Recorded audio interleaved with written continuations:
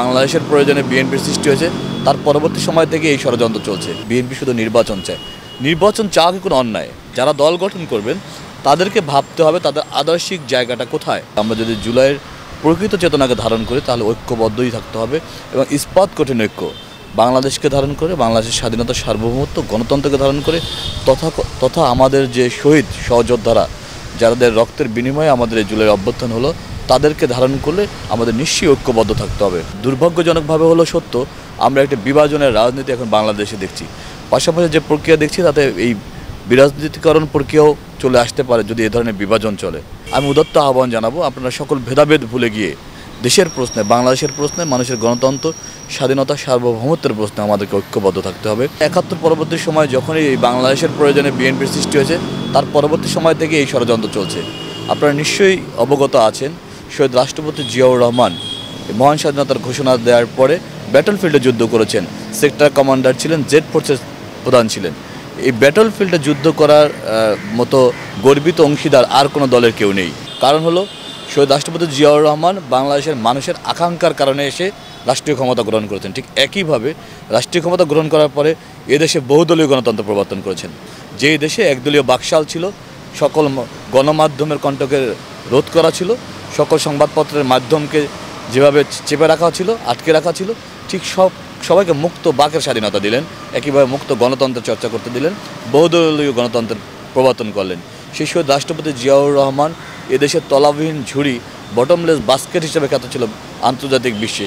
সেই রাষ্ট্রটিকে, দুর্ভিক্ষপিত রাষ্ট্রকে আবারও স্বাবলম্বী বাংলাদেশ হিসেবে গড়ে তুললেন এবং বিশ্বের মানচিত্রে উন্নত চিত্তে আমরা যাতে দাঁড়াতে পারি সেই ব্যবস্থা তিনি করলেন। দেখুন, গত ১৭ বছর ধরে আমাদের সংগ্রাম ছিল গণমানুষের ভোটাধিকার ফিরে দেওয়া।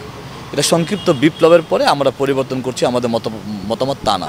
আমরা ১৭ বছর ধরেই ধারাবাহিকভাবে একটি সুষ্ঠু, নিরপেক্ষ, নির্দলীয় সরকারের অধীনে একটি নির্বাচন আমরা আহ্বান করেছি এবং তার লক্ষ্যে আমরা আন্দোলন সংগ্রাম করে আসছি। সুতরাং এখন যে বয়ানটি তৈরি হচ্ছে যে বিএনপি শুধু নির্বাচন চায়, নির্বাচন চাওয়া কি কোনো অন্যায়? নির্বাচন চাওয়া মানে গণমানুষের অধিকার ফিরিয়ে দেয়া। বিএনপি কখনোই বলে না যে তাকে এই কোনো একটা বিপ্লব পরবর্তী সময়ে বিএনপিকে রাষ্ট্রীয় ক্ষমতা আসীন করেন। বরং বিএনপির ভারপ্রাপ্ত চেয়ারম্যান দেশনায়ক তারেক রহমান এদেশের ৫৬,০০০ বর্গমাইল আজকে ঐক্যের প্রতীক হিসেবে যিনি বাংলাদেশে আবির্ভূত হয়েছেন, বাংলাদেশের মানুষের মনে, হৃদয়ে আবির্ভূত হয়েছেন, সেই দেশনায়ক তারেক রহমান বলেছেন যে একটি বিপ্লব পরবর্তী সময় যে ইন্টারিম গভর্নমেন্ট আছে তাকে যে কোনো মূল্যে সফল করতে হবে।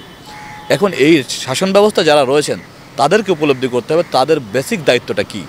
তাদের বেসিক দায়িত্ব হলো গণমানুষের অধিকার ফিরিয়ে দেওয়া। গণমানুষের অধিকার ফিরিয়ে দেওয়ার একমাত্র উপায় হলো নির্বাচন। সুতরাং নির্বাচন বিএনপি চায়, মানে দেশপ্রেমিক দল হিসেবেই বিএনপি নির্বাচন চায়। এটা কোনো অন্যায় না, এটা বরং ন্যায়সঙ্গত অধিকার, ন্যায্য অধিকার বলে আমি মনে করি। রাষ্ট্রপতি জিয়াউর রহমান কিন্তু আপনার যখনই রাষ্ট্র ক্ষমতা আসীন হলেন বহুদলীয় গণতন্ত্রের প্রবর্তন করলেন।